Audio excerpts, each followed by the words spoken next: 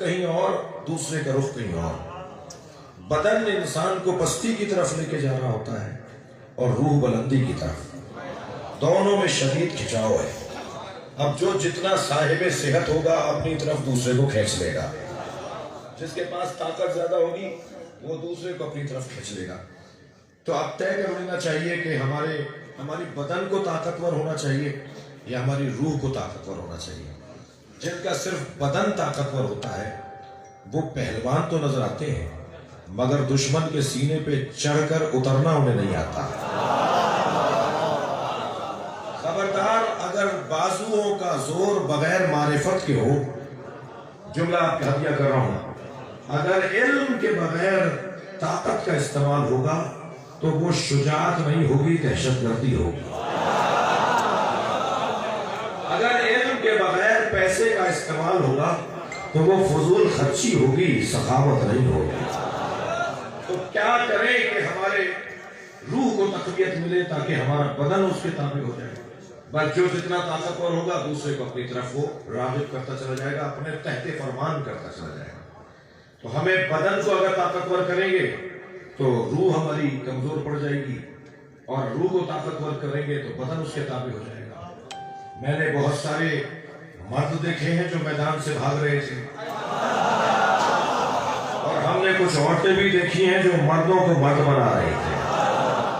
تو یہ کوئی ضروری نہیں ہے کہ مرد ہی آگے رہے گا، جس کی روح مضبوط ہوگی وہ سربراہی کرے گا، وہ آگے جائے گا، وہ ترقی کرے گا، وہ آگے بڑھے گا جس کی روح مضبوط ہوگی۔ کیا کریں کہ روح مضبوط ہو؟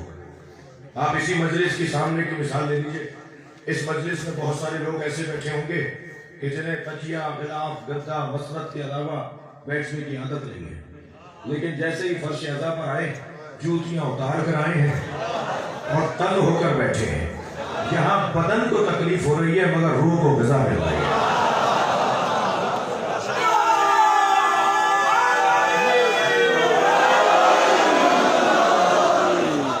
تو کیا کریں کہ ہماری روح مضبوط ہو جائے؟ تو یہ طے کر لیں پہلے تو، میں اپنے بچوں اور جوانوں سے کہہ رہا ہوں کہ ہمارا ایجنڈا، ہمارا مطلب، ہمارا مقصد حیات یہ ہے کہ کسی طرح سے ہماری روح مضبوط ہو، طاقتور ہو، وہ خود بخود ہمارے بدن کو اپنے تحت فرمان بنا لے۔ اور جن کی روحیں مضبوط ہوتی ہیں نا، جملہ ہدیہ کروں گا، جن کی روحیں مضبوط ہوتی ہیں، اگر بڑھاپے سے ہاتھ کانپ بھی رہا ہو تو ان کا چلتا ہوا قلم لکھتا ہے سلمان رشدی واجب القتل ہے۔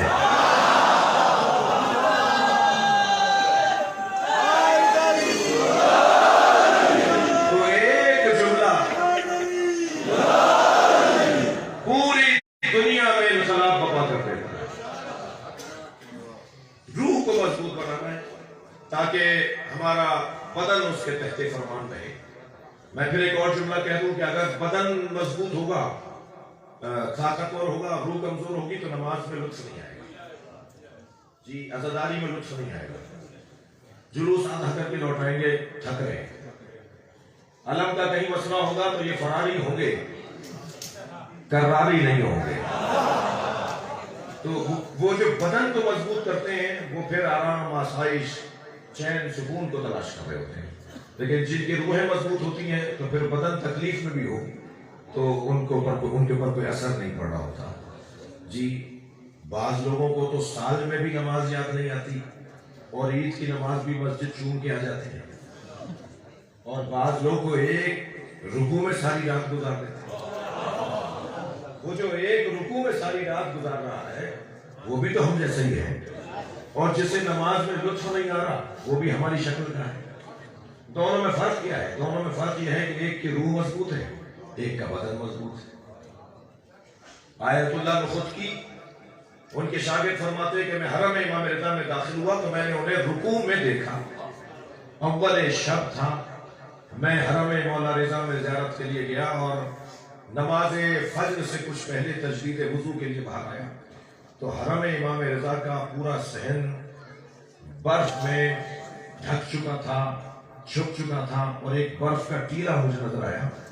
میں اس کے برابر سے گزرا تو ذکر رکوع کی آواز آ رہی تھی۔ وہ ساری رات سے رکوع کی حالت میں تھے اور ان پہ برف جم چکی تھی۔ یہ بھی ہے جسے رکوع میں مزہ آ رہا ہے، اور وہ بھی ہیں کہ جو کہتے ہیں کہ ہمیں نماز میں مزہ نہیں آتا، تو در حقیقت ذائقہ روح بحال نہیں ہے۔ تو روح کو مضبوط کریں، کیسے کریں؟ مشق کرنے سے ہوگا، تمرین کرنے سے ہوگا، ممارست سے ہوگا، جی بار بار کا ایک کام میں جب ذائقہ بحال ہو جائے گا تو وہ چیز عادی ہو جائے گی، آسان ہو جائے گی۔ بہت ساری غذائیں آپ کو پسند نہیں ہوتی، لیکن کچھ عرصے کے بعد وہ ان غذاؤں کے بغیر چارہ بھی نہیں ہوتا، وہ کچھ عرصے کے بعد اس کا ذائقہ بحال ہو جاتا ہے۔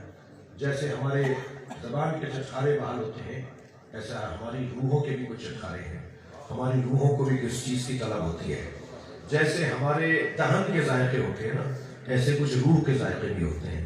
بعض لوگوں کو بعض لوگ عجیب سے لگتے ہیں کہ یہ صبح سے شام تک 10 مجلسیں کر کے بھی نہیں تھکتا، ہم تو ایک مجلس میں تھک جاتے ہیں۔ تو بھائی مسئلہ تمہارے بدن کا اور اس کی روح کا ہے۔ اس کی روح اتنا ذائقہ لے چکی ہے ذکر حسین میں کہ یہ اس وقت تک چین ہی نہیں پاتا جب تک کہ ذکر حسین میں شریک نہ ہو جائے۔ یہ سارے مسئلے، یہ مثالیں جلدی جلدی میں نے دے دی کیونکہ وقت بہت زیادہ ہو گیا، یہ سارے مسئلے روح اور بدن کے اختلاف کے ہیں اور ترجیحات کے ہیں۔ اب روح انسان کی مرد اور عورت کی مختلف نہیں ہے، روح مؤنث اور مذکر نہیں ہے۔ جب روح مؤنث اور مذکر نہیں ہے اور تقویت روح کو دینی ہے تو پھر اگر قرب الہی حاصل کرنے میں کوئی عورت کسی مرد سے آگے نظر آئے تو اس میں تعجب کی کیا بات ہے؟ ہو سکتا ہے کہ کوئی عورت ہو، خاتون ہو، اور وہ مرد سے آگے نظر آئے اس لیے کہ اس کی روح مضبوط ہے۔ جی شام کا دربار سجا ہوا ہے، لوگ بیٹھے ہوئے ہیں کرسیوں پر۔ حاکم کو یاد آیا کہ صفین میں علی کا لشکر جب بھاگ رہا تھا تو ایک عورت ہی تو تھی جس نے بھاگتے ہوئے لشکر کو واپس بلا لیا تھا۔ پتہ کیا کہاں رہتی ہے؟ کہا بصرے میں رہتی ہے۔ بصرے کے گورنر کو خط لکھا ذرا ام الخیر کو بھیج دو۔ اب جب ام الخیر آ کے کھڑی ہوئی تو مٹی بیٹھی ہوئی، صفا مسافرت کے گرد و غبار ان کے اوپر تھے، مگر سامنے آ کے کھڑی ہوئی تو پہلا سوال یہ کیا کہ مجھے یہاں بلایا کیوں ہے؟ مولا کی شہادت ہو چکی تھی، کہنے لگا علی مر گئے کیسا لگتا ہے؟ اللہ اکبر! گھر میں بیٹھ کے، ٹھنڈے کمروں میں بیٹھ کے پیاری پیاری باتیں کرنا، جرأت مندی کا مظاہرہ کرنا، کسی ظالم بادشاہ کے خلاف ٹھنڈے کمرے میں بیٹھ کے باتیں کرنا اور ہے، اس ظالم کے سامنے بولنا اور ہے۔ جب کہنے لگا نا کہ علی مر گئے کیسا لگتا ہے تو بے ساختہ بولی علی نہیں مرے، عدالت مر گئی ہے۔ کہنے لگا کیا مطلب ہے؟ کہ تمہارے گورنر نے بصرے میں ظلم کی حد کر دی، زیادتیاں بڑھ چکی ہیں۔ وہ سے ملتا فوراً حکم دیا کہ نامہ تیار کرو، اسے معزول کرو، اور معزولی کا نامہ اسی کو دیتے ہوئے کہنے لگا ہم بھی تو عدالت کرتے ہیں۔ تو کہنے لگی عزت بچانے کے لیے عدالت اور ہے اور اللہ کی خاطر عدالت اور ہے۔ یہ مضبوط روحوں کے مالک خواتین۔ باب ذکر نسواں میں اگر میں قدم رکھوں تو یہ ذہن میں رہے کہ قرآن میں سورہ رجال تو نہیں ہے مگر سورہ نساء ہے۔ سلوات پڑھیں ذرا محمد و آل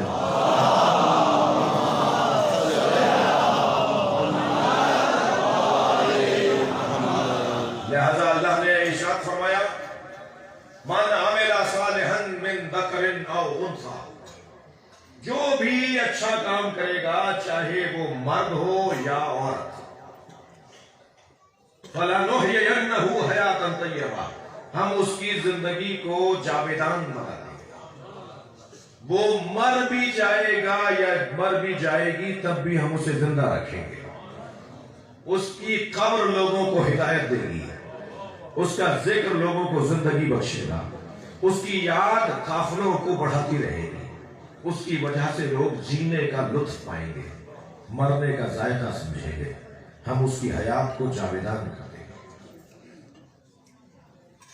اور ہم اسے ایسا اجر دیں گے کہ جیسا اجر ہم نے کس سے پہلے کسی کو نہیں دیا، اور معلوم ہوگا کہ عمل انجام دینے کے بدلے میں اللہ کیا انعام عطا کرتا ہے۔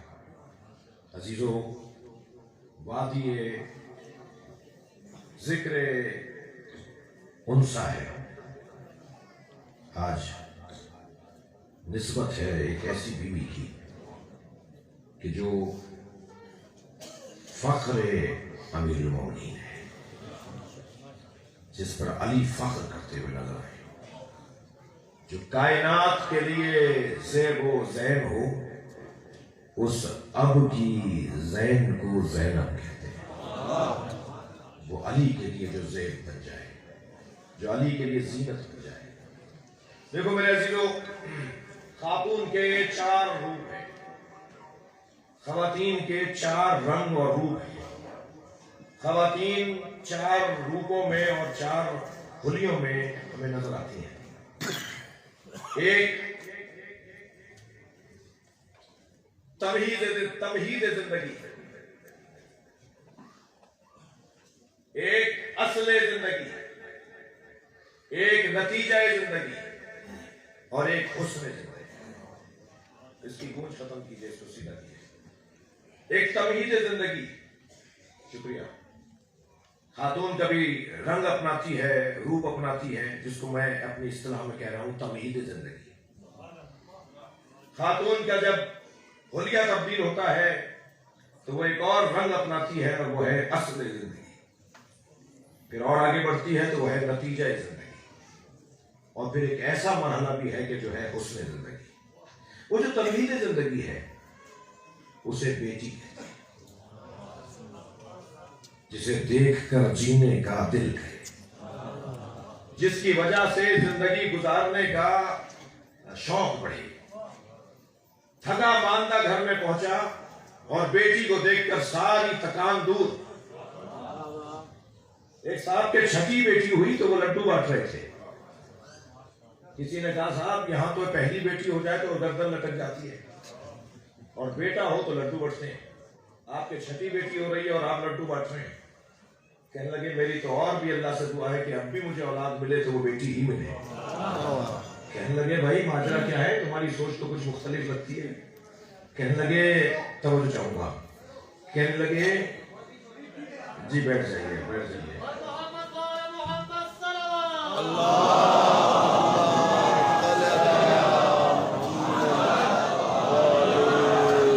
ایک اور صلوات بہتر پڑھیں۔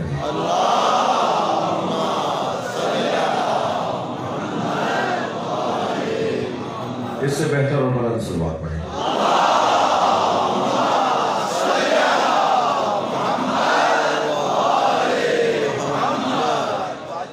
کہنے لگے بیٹے کو پڑھانا پڑتا ہے اور بیٹی پڑھ کے آتی ہے۔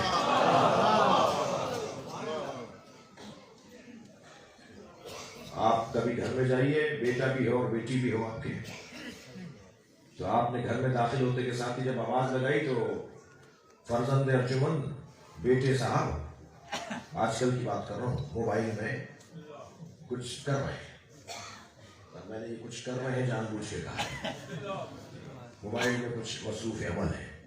ابا کو دیکھ کر بس بڑی مہربانی فرمائی کے سلام کیا، اور بیٹی نے سارے کام چھوڑ کر ابا سے لپٹنا شروع کیا۔ ہاتھ سے بیگ لے گی، ہاتھ سے سامان لے گی، کوشش کرے گی جوتے اتار دے، لپٹے گی، چپٹے گی، بات کرے گی۔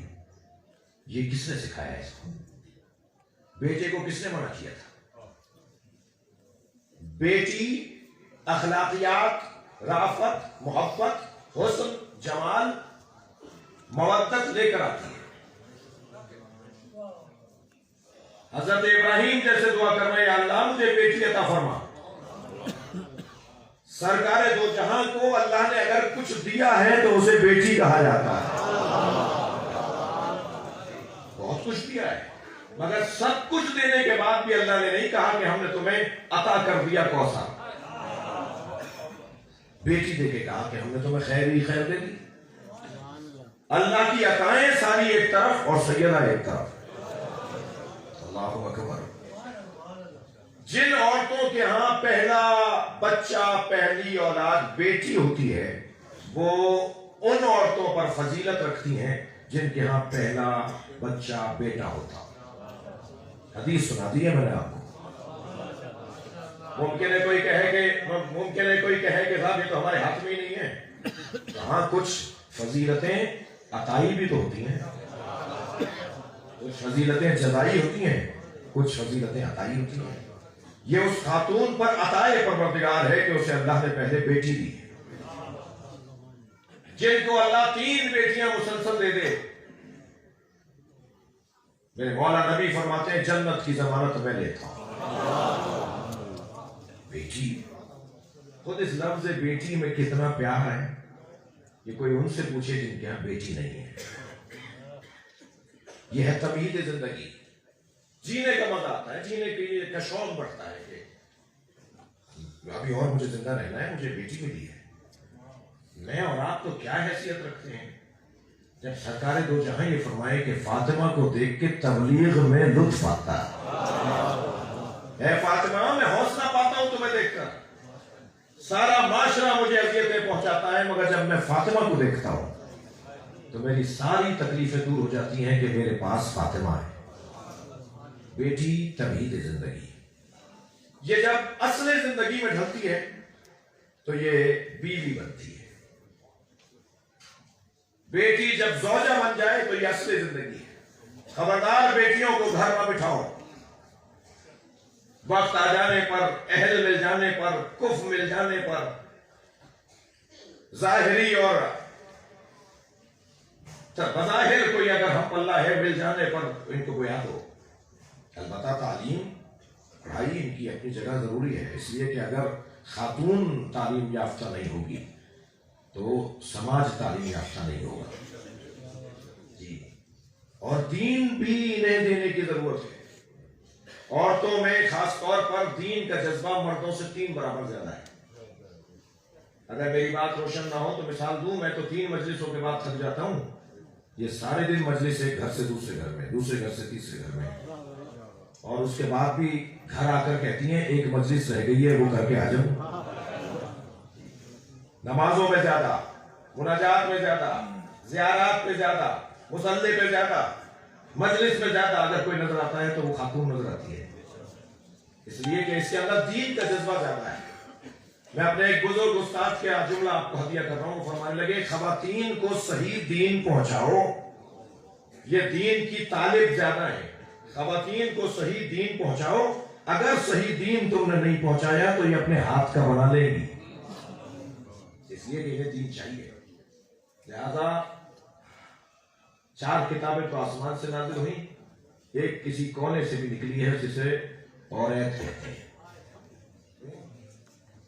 ہفتے کو سویم نہیں ہوتا، منگل کو جو ہے فاتحہ نہیں ہوتی، اور پیر کے دن جو ہے وہ سفر نہیں کرتے۔ جتنے شرعی مسائل شرعی کتابوں میں نہیں ہوں گے، اس سے کہیں زیادہ مسائل عورت میں ہیں۔ یہ اپنے ہاتھ کا دی سلمان پڑھنے کا محمد والا،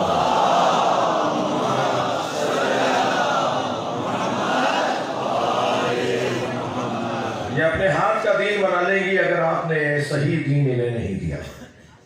دیکھیے، جب یہ بیٹی زوجہ بننے کا سفر کرتی ہے تو بڑا نازک دور ہوتا ہے، بڑا ہی حساس اور لطیف دور ہوتا ہے۔ رشتہ تو بڑے چاؤ سے اور بڑے ہی سفارشیں لگوا کر منظور کروایا جاتا ہے، اور 4 سال تک جوڑے بیڑے بھیجے جاتے ہیں، اور سلامیاں اور نیک اور عیدیاں بھیجی جاتی ہیں، اور 4 سال تک تو اس نامزد بہو میں کوئی عیب نظر نہیں آتا۔ لیکن ابھی نکاح کے سیغے جاری ہوئے، 1 ہفتہ نہیں گزرا تو ان کے دانت نظر آتے ہیں، ان کی چال نظر آتی ہے، یہ نمک زیادہ کر دیتی ہے، یہ مرچیں کم کر دیتی ہے، اس نے 4 پیالیاں توڑ دی گھر کی، سارے عیب ساس اماں کو نظر آنا شروع ہو جاتے ہیں۔ جو 4 سال تک نظر نہیں آئے وہ 1 ہفتے میں نظر آ جاتے ہیں۔ یہ آنکھیں کیوں بدل گئیں؟ اس لیے کہ ماں محبت میں شراکت نہیں چاہتی، یہ اس کے نفسیات کا مسئلہ ہے۔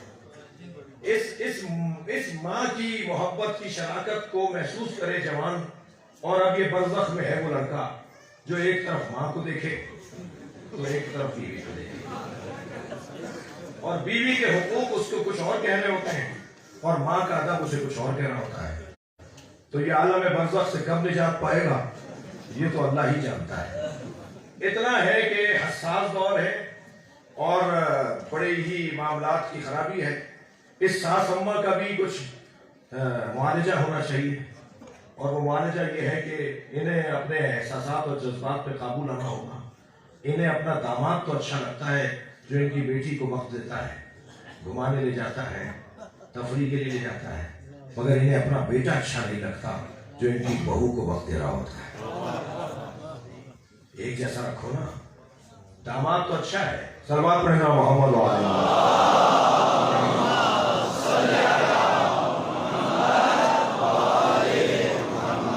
سب تو نہیں رہے میری باتوں سے.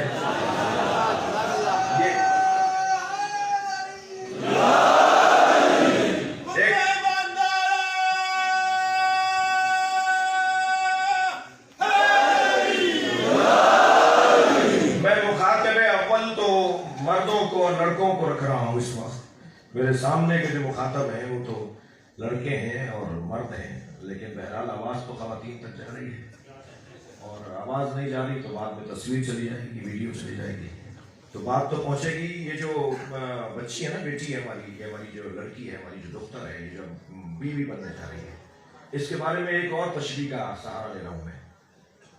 آپ نے گندم اور چاول کی فصل دیکھی ہے نا.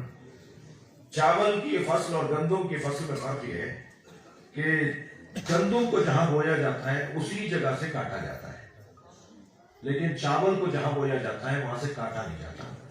اس کے لیے زمین بدلنا پڑتی ہے.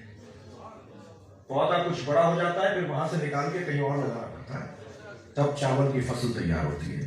بس لڑکے میں اور لڑکی میں شاید یہی فرق ہے. لڑکا اپنے باپ کے گھر باکمال ہوتا ہے اور لڑکی شوہر کے گھر جا کے باکمال ہوتی ہے. یہ اپنے شوہر کے گھر جا کر کمال پر پہنچے گی. بیٹی تو تم نے 16 سال کی اور 22 سال کی, اور دلہن تو 24 سال کی تم نے ڈھونڈی, مگر تجربہ تم اس سے 80 سال کا چاہتے ہو. یہ کیسے ممکن ہوگا؟ اسے یہ کام نہیں آتا, اسے وہ کام نہیں آتا, اسے یہ سینا نہیں آتا, اسے بھلا کام کرنا نہیں آتا. تو یہ تو بھائی 80 سال کی عورتوں کو آتا ہے, تو پھر لے آتے اتنی عمر کی. تم بہو تو لے کر آئے ہو 24 سال کی, اور تجربہ تم اس سے مانگ رہے ہو. یہ کیسا تمہارا مزاج ہے؟ اس کو اپنے مزاج کو ٹھیک کرو. یہ بچی اپنے شوہر کے گھر جا کے باکمال ہوگی. لہذا ایک خاتون اور ایک فرد 10 لوگوں کو سمجھے, یہ زیادہ مشکل ہے یا 10 ایک کو سمجھنا یہ زیادہ آسان ہے؟ 10 لوگوں کو ایک کو سمجھنا ہوگا جو نئی دلہن آئی ہے. یہ ایک 10 کو سمجھے گی, اسے بہت وقت لگ جائے گا. سب مل کر اسے سمجھ لو, مسئلہ فوراً ختم ہو جائے گا. اور یہ اب اصل زندگی میں داخل ہوئی ہے. اصل زندگی میں اس لیے داخل ہوئی ہے کہ زندگی تو ہے ہی وہ کہ جو شادی شدہ لوگوں کی ہے, چھڑے رہنے والے, اکیلے رہنے والے, جی طرح طرح کی زندگیاں گزارنے والے, جگہ جگہ نگاہیں اٹھانے والے. وہ کیا زندگی ہے؟ نماز بھی پڑھتے ہیں تو 2 رکعت کا ثواب 2 رکعت کا ہی ملتا ہے. یہ کون سی نماز ہوئی بھائی؟ کمال تو یہ ہے کہ 2 رکعت پڑھو تو 70 رکعت ملے. اور میرے لیے تو اس وقت خوش قسمتی ہے کہ 80% جوان ہیں مجلس میں. تو میرے بچوں, میرے جوانوں, شادی سے نہ بھاگو. تو البتہ ممکن ہے کہ کوئی مجھے کہہ دے مولانا میرے ابا کو بتا دیجیے, میں تو تیار ہوں. صلوات پڑھنا محمد والا.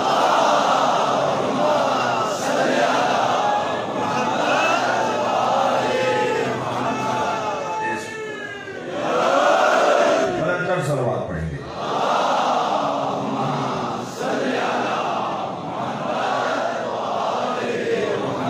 جو شادی کے امیدوار ہیں, اگرچہ شادی کے امیدوار تو بہت سے ہیں, ان کی امیدوں کی برابری کے لیے صلوات پڑھیں. اس لیے کہ معصوم ہیں, عدل کریں گے, کسی سے ناانصافی نہیں ہوگی. یا بادشاہ کرتے ہیں جن کے پاس پیسہ بہت ہے, سب کو علیحدہ علیحدہ گھر لے کے دے دیتے ہیں, سب کو علیحدہ علیحدہ سواریاں لے دیتے ہیں, بیگم صاحبات خوش رہتی ہیں. اور یا پاگل کرتے ہیں, اور ہم تیسرے قبیلے سے. تو بعض لوگ بڑی امیدوار رہتے ہیں کہ جی دوسری شادی. تو میں تو ان سے کہتا ہوں کہ بھائی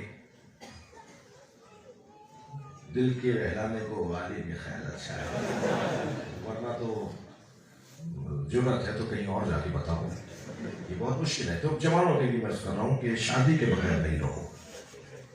ان کے بڑوں سے بھی ایک جملہ کہوں گا کہ آپ اپنے بچے کو پال رہے تھے نا, اگر اس کا روزگار نہیں ہے, اس کی نوکری نہیں ہے, تو آپ بھی تو آپ کھلا رہے تھے نا اس کو اپنی تنخواہ میں. تو ایک بیٹی اس کے ساتھ اور لے آئیے، ایک کو نہیں، دو کو کھلا دیجیے گا، اسے گناہ سے تو بچائیے، اسے کسی مبتلا ہونے سے تو بچائیے۔ ممکن ہے میری باتیں بعض لوگ کہیں مولانا ہوائی اور آسمانی باتیں ہیں، فضائی باتیں ہیں، زمینی نہیں ہے، تو بھائی ہم جب چاہتے ہیں زمین بنا دیتے ہیں، جب چاہتے ہیں آسمان بنا دیتے ہیں۔ فرشتوں نے آ کے حالات خراب نہیں کیے ہیں جو وہ آ کے صحیح کریں گے، ہم نے ہی حالات کو تبدیل کیا ہے، ہم ہی صحیح کریں گے۔ لہذا اصل زندگی کی طرف جاؤ، اس زندگی کا کیا لطف کہ جس کے اندر تناؤ کھچاؤ ہو اور راتوں کی نیندیں نہ ہو اور انسان کے دماغ میں تشویش ہو اور الجھنے ہو۔ اصل زندگی شادی والی زندگی ہے۔ مولا علی فرماتے ہیں آدھا دین محفوظ ہو جاتا ہے ان کا جو شادی شدہ ہوتے ہیں، آدھا دین تقویٰ سے محفوظ ہو جاتا ہے۔ یہ ہے اصل زندگی زوجہ، اس کا مقام کچھ کم نہیں ہے۔ زوجائیں عزیزان گرامی، کیوں اللہ نے زوج کو اور زوجہ کو ایک دوسرے کا ہم پلہ قرار دیا؟ اس لیے کہ ایک دوسرے کے مددگار ہیں۔ ہمارے معاشرے کا کوئی سسر اپنے داماد سے وہ سوال نہیں کرتا، اس لیے کہ معاشرے نے شادی کا مطلب ہی کچھ اور لے لیا۔ جو سوال سرکار نے اپنے داماد سے کیا، شادی کے دوسرے روز مولا علی سے پوچھا بتاؤ میری بیٹی کو کیسا پایا، اور مولا علی نے بھی کیا جواب دیا؟ نعم العون علی طاعت اللہ، میں نے فاطمہ کو اللہ کی اطاعت میں مددگار جو کائنات کا مددگار ہو اس کی مددگار فاطمہ۔ یاد رہے عزیزو، جوڑے برابری کے بنیاد پر کہے جاتے ہیں، ہوتے نہیں ہیں۔ فلاں ایم اے پاس ہے، لڑکی بھی اتنی، فلاں بڑے گھر کا ہے تو لڑکی بھی بڑے گھر کی، کف مل گیا، ہم پلہ مل گئے۔ بعض لوگ تو کہتے ہیں جی فلاں کا فلاں سے رشتہ ہو گیا، بھائی جوڑے تو آسمان پر بنتے ہیں۔ میں ان سے کہہ رہا ہوں نہ جوڑے آسمان پر بنتے ہیں اور نہ ہی کوئی بیوی کسی شوہر کی ہم پلہ ہوتی ہے۔ جملہ محسوس کریں گے، جوڑے آسمان پر نہیں بنتے،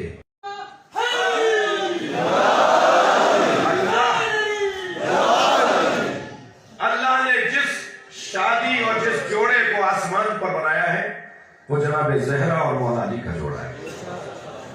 فاطمہ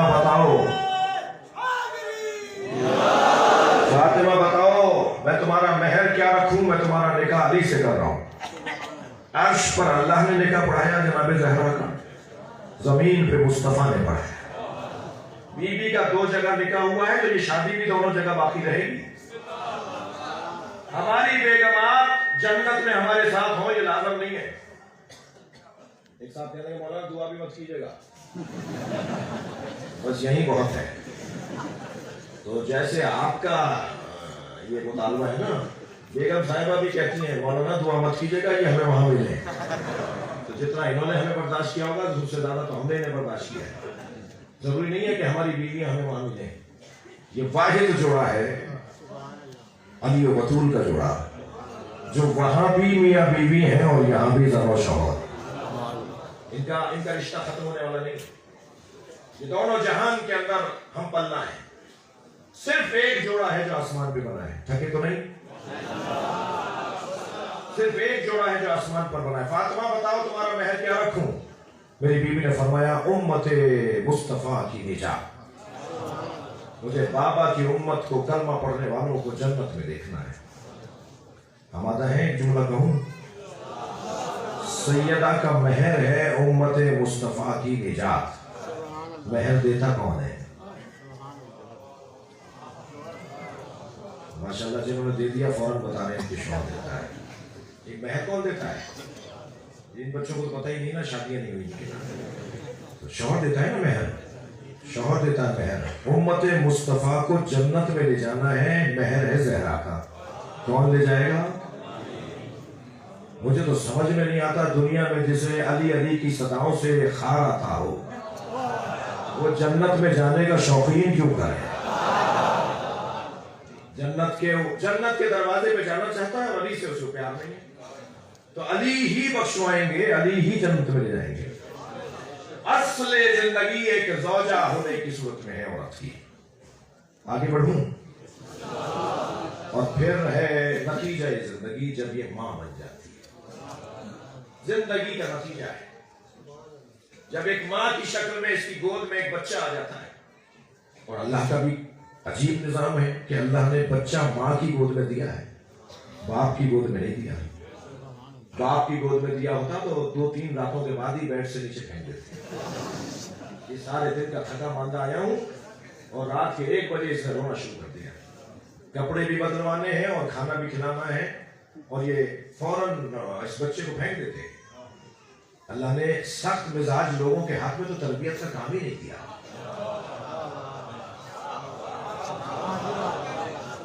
تربیت کا کام سخت مزاج لوگوں کا نہیں ہے. میں اپنے قبیلے کے لوگوں سے مخاطب ہوں، اگر کسی کو برا لگے تو کچھ دیر کے لیے کچھ زیادہ کھانا کھا لے. یہ جو ہمارے ملا مولوی حضرات، وہ چاہے میرے حلیے میں ہوں یا ہمارے حلیے سے تھوڑے سے بدلے ہوں، جو سختی میں بات کرتے ہیں نا، وہ کامیاب اس لیے نہیں ہے کہ تربیت کرنے والے کا مزاج نرم ہونا چاہیے. 2 مسئلے تو پوچھ کے دکھائیے مجھ سے آپ. میں اپنے اوپر رکھ کے کہوں تاکہ یہ بات صحیح رہے. آپ 2 مسئلے تو مجھ سے پوچھ کے بتائیے، تیسرے مسئلے پہ میں ناراض رہوں گا. الجھوں گا، مجھ سے پوچھ رہا ہے.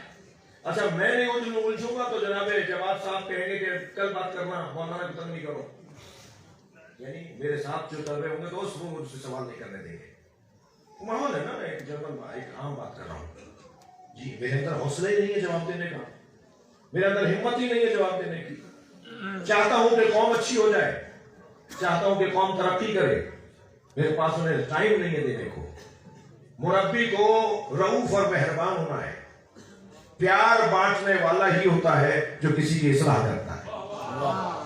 اس وقت تک آپ کسی کی اصلاح نہیں کر سکتے جب تک کہ آپ اس کو اخلاق سے بات نہ کریں. قول لین، قول رؤوف، قول کریم، یہ الفاظ آئے نا قرآن میں. بات کرو اچھے انداز سے بات کرو، میٹھے لہجے میں بات کرو. پہلے تو اگر کوئی ہمیں ٹوک رہا ہو تو اس کا شکریہ ادا کیا جائے کہ کوئی تو ملا جو ٹوک رہا ہے. اب تو ٹوکنے والے ہی نہیں رہے. اور پھر اگر غلط ٹوک رہا ہے تو اسے سمجھا دیا جائے، اور صحیح ٹوک رہا ہے تو اپنے آپ کو سمجھا دیا جائے. عزیزان گرامی، اللہ نے ماں کی گود میں بچہ اس لیے دیا کہ اس کو اللہ نے بنایا ہی اس کام کے لیے. اسکولوں میں ٹیچنگ اسٹاف میں خواتین کیوں رکھی جاتی ہیں؟ مردوں کو رکھیں گے نا تو یہ لکڑیاں توڑیں گے، لیکن ایک خاتون کو اس لیے رکھا جاتا ہے کہ اس کا دل پہلے ہی نرم ہوتا ہے. اللہ نے بنایا ہی اس کام کے لیے، اس کو مربی بنایا ہے. اللہ اکبر. جملہ عطیہ کر رہا ہوں، مجلسی لوگ بیٹھے ہیں. کبھی کم کرنے کی ضرورت بھی پڑی نا، کسی کی ضرورت پڑی کم کرنے کی تو اللہ نے باپ کو تو کم کیا ہے، ماں کو کم نہیں کیا. بغیر باپ کے تو عیسیٰ آئیں گے، بغیر ماں کے عیسیٰ نہیں. صلوات پڑھیں محمد و آل محمد.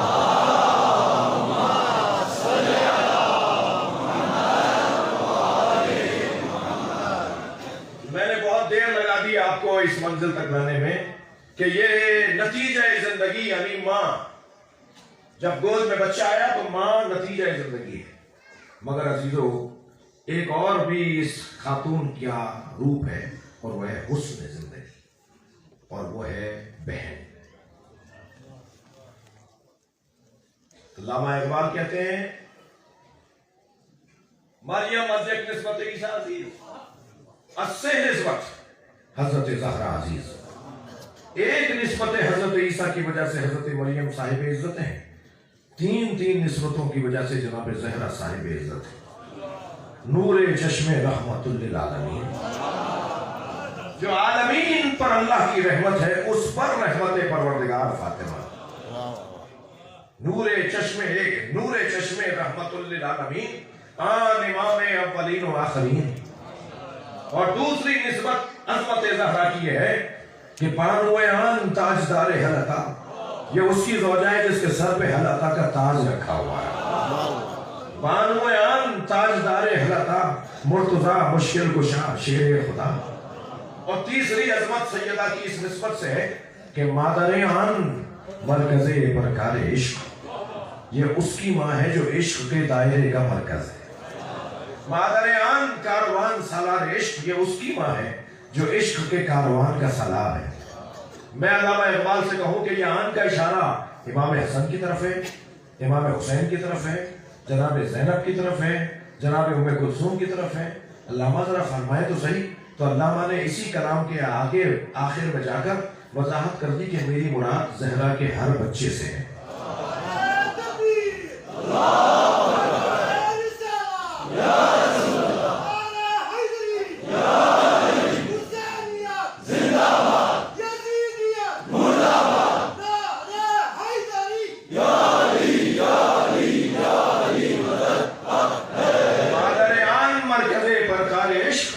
اب علامہ نے آن کے اشارے کی تشریح کی.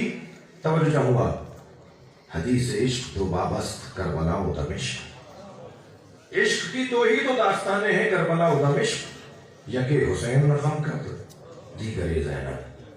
ایک عشق کی داستان کو حسین نے لکھا اور ایک عشق کی داستان کو زینب نے لکھا. امام حسن کا ذکر کہاں گیا؟ فرمایا آ یکے شمع شبستان حرم. ان میں سے ان بچوں میں سے ایک بچہ زہرا کا، وہ جس نے حرم کو روشن کیا ہے، جو حرم الہی کی شمع ہے. ہاں یکے شمع شبستان حرم حافظ جمیعت خیر الامم، جس نے خیر الامت یعنی امت مصطفیٰ کو مرنے سے بچایا. امام حسن کی تعریف کر رہے ہیں علامہ اقبال. تیسرا اور چوتھا حصہ دیکھیں. تانشینت آتش پیکاروں کی کسی طرح جنگ کی آگ ٹھنڈی پڑ جائے بس. تانشینت آتش پیکاروں کی پشت پازت پر سرے تاج و نگین.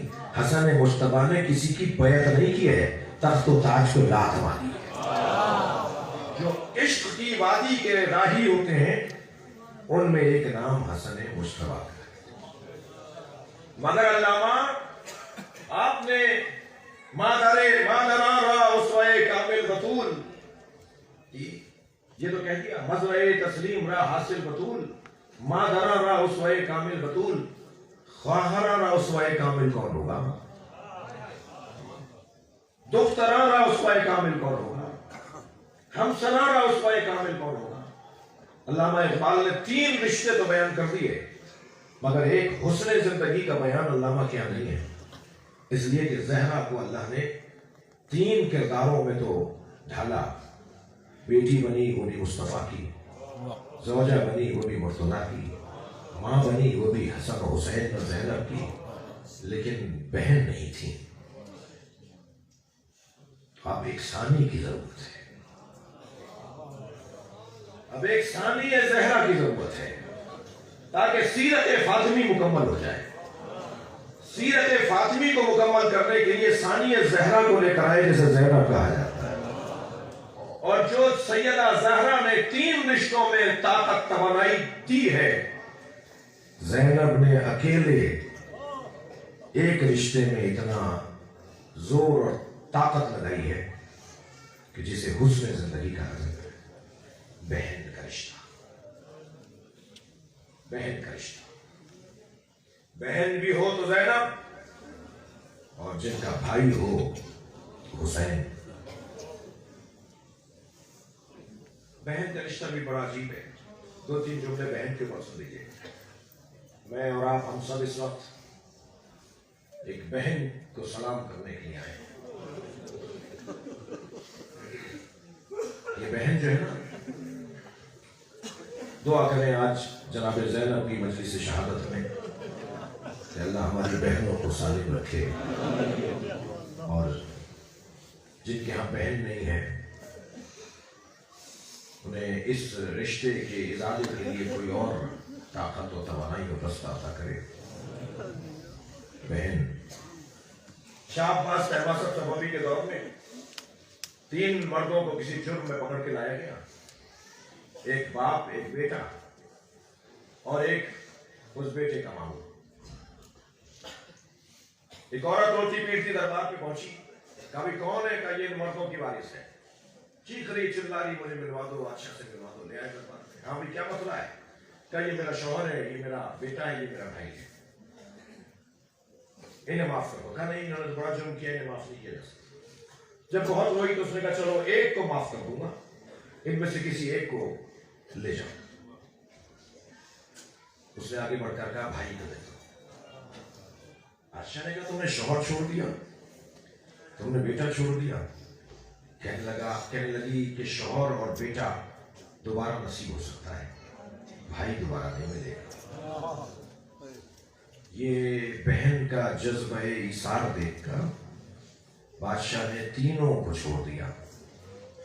باپ بھی آزاد ہو گیا, بیٹا بھی, شوہر بھی, بیٹا بھی اور بھائی بھی. کبھی کبھی میں اپنے بھائیوں سے کہوں گا, کبھی کبھی بہنوں کے ساتھ بیٹھا کرو. یہ جو بہن ہے نا, یہ اللہ کا عطیہ ہے. اس کے ساتھ ذرا راز و نیاز بھی کیا کرو. یہ اپنے شوہر کے گھر بھی رہ کے تمہاری یاد میں رہتی ہے. میرا بھائی پریشان ہے. بہنیں تو تاریخ میں بہت آئی ہوں گی. ایک بہن حضرت موسیٰ کی بھی تھی.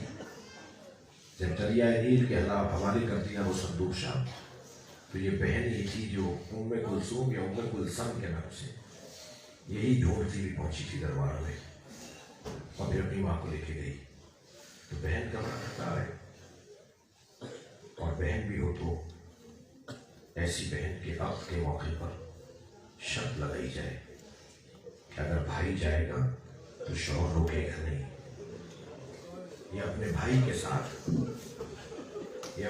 کے ساتھ مدینہ چھوڑ دے گی. جناب زینب کے عقد میں ضمن عقد ایک شرط رکھی گئی تھی, اور یہ شرط جناب امیر المومنین مولا علی نے رکھی تھی. طے شدہ تھا نا پہلے سے, کربلا تو مکمل ہی جب ہوگی جب شام میں زینب خطبہ دے گی. تو یہ کیسے ممکن ہے کہ زینب کے بغیر حسین چلا جائے؟ تو جب جناب عبداللہ سے عقد ہونے لگا تو مولا علی نے ضمن عقد شرط لگائی کہ جب حسین مدینہ چھوڑ کے کربلا جائے تو عبداللہ زینب کو روکیں گے نہیں. جی آپ آمادہ ہیں نا رونے کے لیے؟ اپنے ذہنوں کو لے چلیے ایک اس مخدومہ کی خدمت میں جو بے وطنی میں ماری گئی ہے, جو غربت میں ماری گئی ہے. سخت جملہ کہنے جا رہا ہوں. ماں کو تماچا مارا گیا اور بیٹی کو بیلچا مارا گیا. شام میں جناب زینب کے لیے مقتل کا کہنا یہ ہے کہ میری بیوی جب امام سجاد کے ساتھ دوبارہ شام آئی ہے, شام آنے کا ایک غرض تو یہ تھی کہ امام سجاد کو بلایا گیا تھا اسیر کر کے, دوبارہ گرفتار کر کے. فرمایا میں زین العابدین کو اکیلا نہیں چھوڑا. تو جو امام سجاد کے ساتھ جناب زینب شام آئی ہے نا, جہاں شہید ہوئی, جہاں آج مزار ہے بی بی کا, وہاں شاید رو ہے نا, وہاں شاید جناب زینب کے آنے کا سبب ایک یہ بھی ہو میری سکینہ بہت دیر سے میں کچھ دیر اپنی سکینہ سے ملاؤں, اور زینب خود سکینہ کی تنہائی اتنی تکلیف دیتی تھی کہ اس شہر میں سکینہ کے ساتھ جا کے ہمیشہ کے لیے بس گئی. اللہ آپ کو جناب زینب کی زیارت کا شرف عطا کرے. اور جب شام میں جناب زینب کی زیارت کرے نا تو زیارت نامہ ضرور پڑھیے گا. زیارت نامے کا اذن دخول پڑھ کر جب زیارت نامہ پڑھے گا تو اس کے پہلے ہی صفحوں پر ایک جملہ لکھا ہوا ہے, سلام ہو اس بی بی پر جو 11 محرم کو اونٹ پر بچھائی جا رہی ہے. تو موڑ موڑ کر نہر کی طرف دیکھ رہے تھے اور بار بار آواز لگاتی تھی, عباس تم نے مدینے میں زینب کو سوار کیا تھا, اب کربلا میں زینب کو سوار کروانے والا کوئی نہیں ہے. اجرکم اللہ, اجرکم اللہ. جب جناب زینب کی زیارت کر لیں تو پھر ایک چھوٹی سی قبر کی زیارت کو بھی جائیے گا. وہ شام کے زندان میں سکینہ کی خبر, جنہیں رونا آ رہا ہے اپنی آوازوں کو آزاد کریں گے. جب آپ بلند آواز سے روتے امام جعفر صادق دعا دیتے ہیں, بلند آواز سے رونے والوں کو امام محمد باقر دعا دیتے ہیں. مجلس میں تکلف کر کے نہ رویا کریں, یہ گریہ بڑا کام آئے گا خبر میں, یہ رونا بڑا کام آئے گا آخرت میں. وہ آنکھ آخرت میں نہیں روئی گی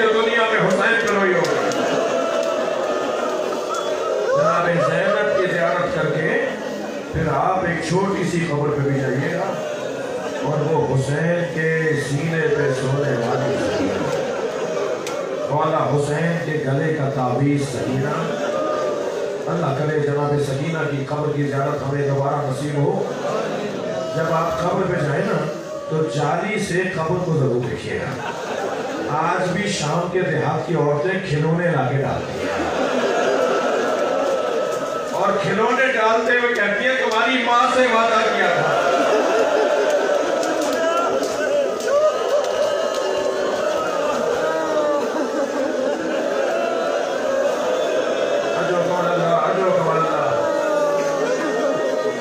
आप लोगों में शब शहादत है, हक है कि गिरिए का दौरानिया ज्यादा रहे, मुझे जल्दी नहीं है। आप भी हौसला रखिए और बीवी पे गिरिया, बीवी की मजलिस में गिरिया। अज़ादारों, जलते हुए खेमे से इमाम सज्जाद का लाना जनाब ज़ैनब के लिए कितना मुश्किल था। एक यजीदी सिपाही कहता है कि मैंने देखा जब खेमे जल रहे थे तो एक खातून थी जो जलते हुए खेमे की चोप से टकराती थी, फिर वो रास्ता बदल के अंदर जाने लगती थी, फिर एक और जगह आग से लगती थी, फिर वो दूसरी तरफ से आती थी तो चोप से टकराती थी। ये कहने लगा मुझे ऐसा लगा, मुझे ये महसूस हुआ कि शायद लूटने वालों ने इसके सर पे कोई गुर्ज मारा है, इसके सर पे कोई चोट मारी है जिससे इसकी आंखों की बीनाई चली गई और इसे नजर नहीं आ रहा कि आगे आग चल रही है। कहता मैं बहुत कब आया, मैंने कहा बीवी तुम्हें नजर नहीं आ रहा, तुम्हें नजर नहीं आ रहा कि आग चल रही है। तो उसने मुझे मुड़कर देखा और कहा या शेख इन्ना लना अलील, इस खेमे में हमारा एक बीमार है जो अपने पैरों से चल के नहीं आ सकता। और वो बीवी चलते हुए खेमे में चली गई, अपनी पुष्प पर अपने भतीजे को उठाकर लाई। मैं आप रोने वालों से एक सवाल कर रहा हूं, कितना मुश्किल था चलते हुए खेमे से इमाम सज्जाद को लेकर आना। सुनेंगे उससे ज्यादा मुश्किल था कब्रे सकीना से बीबी रबाब को उठाना। बीबी रबाब को लेकर आते थे, बीबी फिर चली जाती, बीबी रबाब को उठाकर लाते थे, बीबी फिर चली जाती। जनाब ज़ैनब ने कहा भाभी काफिला तैयार है। फरमाने लगी ज़ैनब मेरा मदीने में कौन है, मेरा वाली करबला में मेरी बच्ची अकेली है। अजो कमल अल्लाह, अजो कमल अल्लाह। या अल्लाह तेरी कनीज़ खास ज़ैनब की मजलिस में ये गिरिया, इन्हें कोई गम ना हो सिवाय गम अहले बैत के, इन्हें दुनिया के गम से महफूज रख, इन्हें सिर्फ कब्र और आखिरत का एहसास दिला, इन्हें हुसैन के गम में हमेशा मुब्तला रख, इनकी शब अव्वल कब्र भी हुसैन का मातम नसीब हो। अजर कमल अल्लाह, अजर कमल अल्लाह। मुझे जल्दी नहीं है। अल्लाह ने हर एक से उसके मिजाज के मुताबिक इम्तिहान दिया है। हजरत यूसुफ पानी से होते थे, भाइयों ने कुएं में डाल दिया, ये हजरत यूसुफ का इम्तिहान था। हजरत इब्राहिम के यहाँ मन्नत मुरादों से इस्माइल पैदा हुए, अल्लाह ने कहा इसी इस्माइल के गले पे छुरी चलाओ, ये हजरत इब्राहिम का इम्तिहान था। अमीरुल मोमिनीन मौला अली गैरतमंद बहुत थे। बाजार में एक यहूदी औरत को पिटते हुए देखा, 3 दिन अली ने खाना नहीं खाया। जब अली के सामने खाना आता था कहते थे मैंने एक औरत को पिटते देखा, उसके घर वाले उसे मारते हुए ले जा रहे थे। रो रहे ना, हक है, हर आंख में आंसू है। एक जुमला कह दो, जो एक अजनबी औरत को पिटते हुए देखे तो 3 दिन तक खाना न खाए, क्या गुजरी होगी अली पर जब ज़हरा पे हाथ उठाया, जब सैयदा पे दरवाजा गिराया।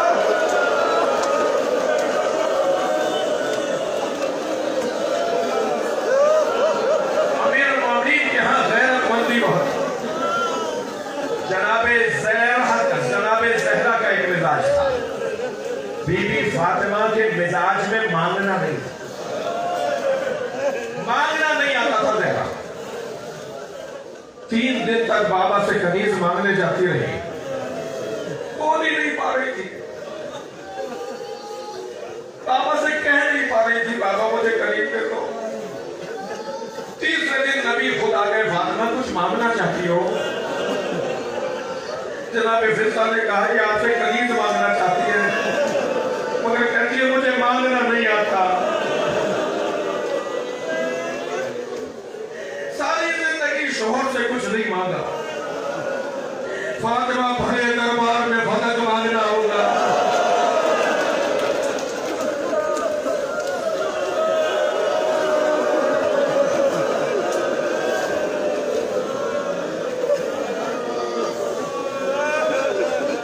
ये जनाब ज़हरा का इम्तिहान।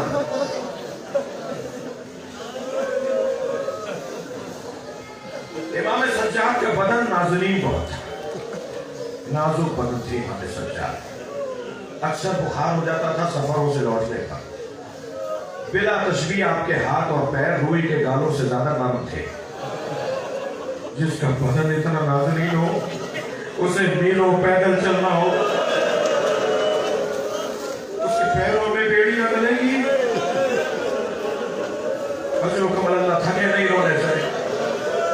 जनाब ज़ैनब का मिजाज ये था कि कभी भाइयों के सामने बगैर चादर के नहीं आता, कभी बाबा के सामने ज़ैनब बगैर चादर के नहीं आती थी। यहां अंदाजा होता था भाई हसन आ रहे, फौरन सर पे चादर लेती थी। मजलिस में खवातीन भी बैठी हैं, आप सब घर वाले लोग हैं, खानदान और कबीले वाले लोग हैं। अज़ादारों में एक जुमला कहूँगा, अल्लाह करे मुझसे बयान हो जाए।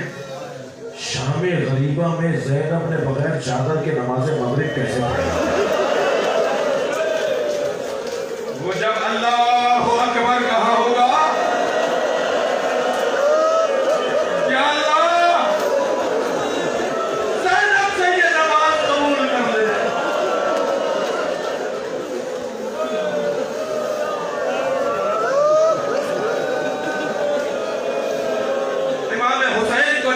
ज़ैनब के हिजाब का कितना ख्याल था,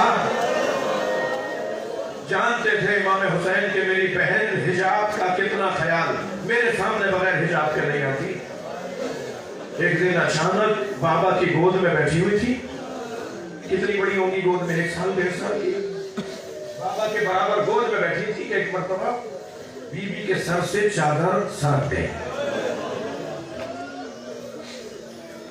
मेरे मौला ने बाजुओं पे बोसा लिया, तो ताज्जुब से पूछा बाबा आपने यहाँ बोसा लिया है? ज़ैनब इन बाजुओं में रसन बंधे।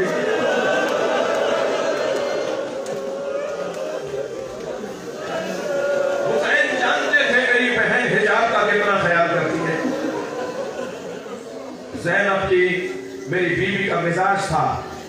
अज़ादारों, मेरा सवाल है रोने वालों से, सबसे ज्यादा करबला में हुसैन को तकलीफ किस बात पे हुई? हजरत अली अकबर के सीने में बच्ची देखकर,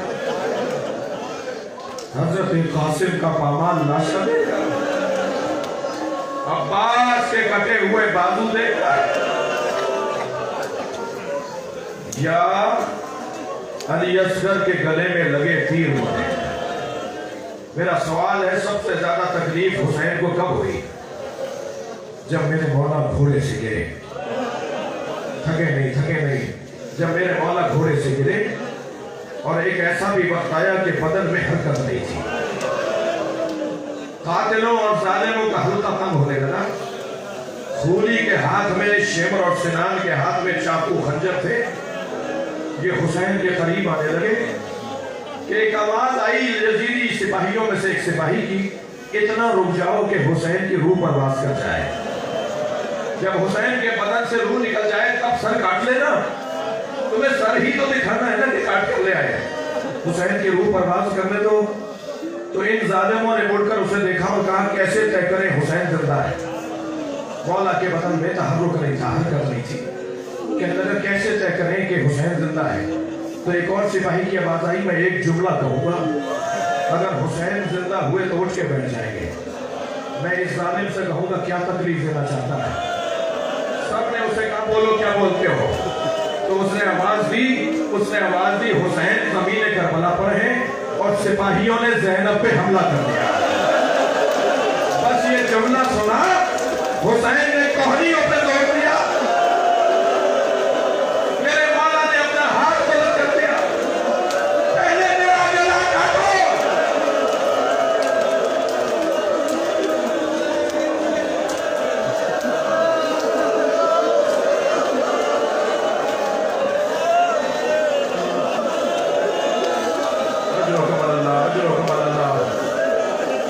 इमाम ज़माना को दावत दीजिए मौला। आइए इस मजलिस पर एक निगाहे खास, ये आपकी जद्दा ज़ैनब को रोने आए हैं। अजरुकुम अल्लाह, बहुत गिरिया हो गया। अजरुकुम अल्लाह, एक मंजिल और लूंगा। 3.5 साल का सिन है जनाब ज़ैनब का। रोजाना नबी दरवाजे पर आकर नमाज फजर के बाद सलाम करते हैं, अस्सलामु अलैकुम या अहले बैत नबुव्वा। कोई ना कोई दरवाजा खुलता है, नबी का बढ़ के इस्तकबाल करते हैं और नबी को घर में आने की दावत देते हैं। हर हस्बे दस्तूर सरकार ने दरवाजा ज़हरा पे आके सलाम किया, दरवाजा खुला तो ज़ैनब खड़ी थी। जितना प्यार हुसैन से है ना नबी को, उससे कम प्यार नहीं है ज़ैनब से। आगे बढ़ के अपनी नवासी की पेशानी का बोसा दिया और फरमाने लगे, ज़ैनब तुम दरवाजे पे क्यों आई हो? तो बीवी ने फरमाया, नाना मैंने रात को ख्वाब देखा है। अम्मा कहती है नाना से ताबीर पूछो। नाना मैंने ख्वाब देखा है सहरा में तन्हा हूं, एक सहरा है जिसमें मैं तन्हा हूं। नाना तेज आंधी चल रही है और तेज आंधी से मेरे पैर उखड़ रहे हैं। दूर मैंने एक दरख्त को देखा, मैंने उसका सहारा लिया। एक आंधी का झोंका आया, वो दरख्त जमीन से उखड़ गया। नाना फिर दूसरा दरख्त मुझे नजर आया, मैंने उसका सहारा लिया, मगर तेज आंधी ने उसे भी जमीन से उखाड़ दिया। नाना एक और दरख्त नजर आया, तीसरा दरख्त, मैंने उसका सहारा लिया, मगर वो दरख्त भी जमीन से उखड़ गया। अब दूर दूर तक कोई दरख्त नहीं था और तेज आंधी चल रही थी। सुने जनाब ज़ैनब का जुमला, नाना ख्वाब यहाँ मुकम्मल हो गया होता तो ज़हमत न देती। दूर दूर तक कोई सहारा नहीं था, मैं सहरा में तन्हा थी, तेज आंधी चल रही थी। नाना आंधी का झोंका आया, मेरे सर से चादर उड़ा। नबी ने अपनी बच्ची को प्यार करना शुरू किया। ज़ैनब तुम्हारे 3 सहारे हैं, तुम्हारा बाबा अली सहारा, भाई हसन सहारा, भाई हुसैन सहारा। एक बयाबान होगा जहां तुम्हारे सर से चादर उठेगी। अज़ादारों बहुत गिरिया हो गया। हुसैन तो करबला में एक दफा मारे गए ना, ज़ैनब हर उस दफा मारी गई जब लोग इशारा करके कहते थे यानी की बेटी है। लोग कहते थे ये हुसैन की बहन। अजब नहीं नबी के मज़ार पे कहा, नाना मैं कूफे में मारी गई, मैं शाम में कत्ल की गई, मैं दयार दयार मारी गई।